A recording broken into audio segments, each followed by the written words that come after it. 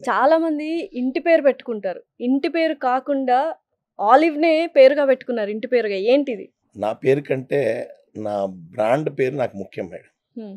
Because ఎందుకంటే ఆహ్, brand అనేది చిరకాలం నిలిచి ఉండాల్సిందే. హ్మ్. ఈరోజు మనం ఉంటాం. రేపొద్దున మనం ఉండం. హ్మ్. బట్ బ్రాండ్ అనేది లైఫ్ టైమ్ అలా నడుస్తూ ఉండాల్సిందే. ఓకే. కాబట్టి నా పేరుకు ముందు ఆలివ్ అనే పేరు పెట్టుకుంటాను. హ్మ్.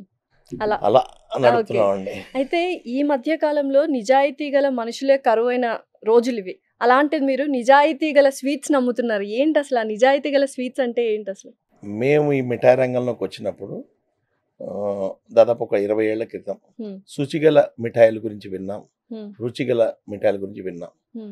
వీటికంటే ఏదన్నా భిన్నంగా ఉండాలనే ఉద్దేశంతో హ్మ్. నిజాయితీ గల మిఠాయిలనే కాన్సెప్ట్‌తో వచ్చాం. హ్మ్. ఏంటి ఆ కాన్సెప్ట్ ఏంటి ఒకసారి ఎక్స్‌ప్లెయిన్ చేస్తారా? కాన్సెప్ట్ ఏంటంటే స్వీట్స్ విత్ హానెస్టీ. హ్మ్.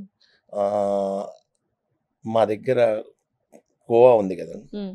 కోవా అనేటిది ఈ రోజున బయట మార్కెట్‌లో చాలా తక్కువ ధరకి బాగా గణనీయంగా దొరుకుద్ది. హ్మ్.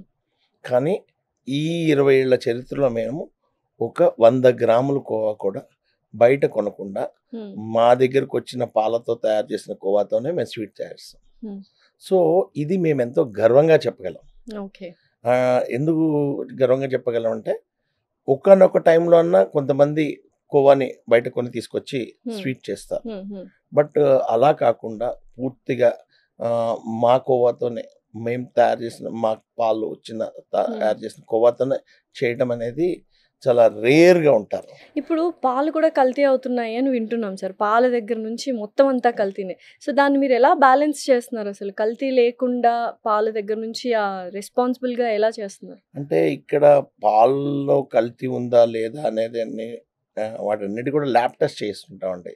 ఓకే. ఒక మంత్‌కోసారో, 6 హ్మ్. మంత్స్‌కోసారో ల్యాబ్ టెస్ట్ చేస్తూ ఉంటాం. హ్మ్. హ్మ్. అంటే 100కి 100% మనం ప్రతి దాంట్లో కూడా పర్ఫెక్షన్ సాధించలేం మేడం. హ్మ్. కానీ మన ప్రయత్నంలో 90% పైగా హ్మ్. లేపోతే 99%, 95% వరకు మనం సక్సెస్ అయ్యే అవకాశం ఉంది. ఓకే. సో, దాన్ని మేము ప్రమాణాలుగా పాటిస్తాం. హ్మ్. నిజాయితీగా ఉండగలిగితే ప్రజలు కూడా మనల్ని నమ్ముతారు అనే ఒకే ఒక సిద్ధాంతంతో మిఠాయి తయారీలో నిజాయితీగా ఎక్కడ అడల్ట్రేషన్‌కి అవకాశం లేకుండా మిఠాయిలు అందించడానికి ప్రయత్నం చేస్తాం.